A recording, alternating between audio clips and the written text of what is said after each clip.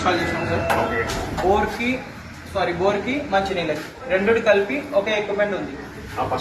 చెప్తాను మొత్తం క్లియర్ అయినాక లాస్ట్ డౌట్స్ చూద్దాం సార్. ఇప్పుడు ఇది మనకు ఓవర్ ట్యాంక్ లో బోర్ ట్యాంక్ లో 4 లెవెల్స్ ఉన్నాయంటే 100% ఉంది.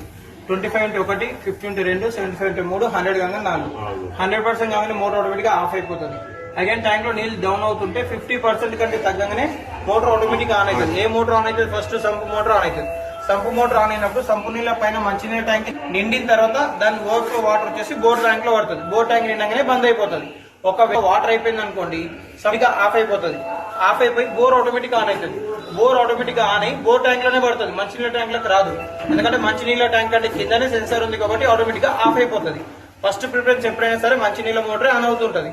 ఇన్ కేస్ ఆఫ్ మంచినీళ్ళు లేకుంటేనే బోర్ ఆన్ అవుతుంది. ఎమర్జెన్సీలో ఆటోమేటిక్ ఆన్, ఆటోమేటిక్ ఆఫ్. ఇది సార్. ఇప్పుడు మీ డౌట్స్ అడగండి.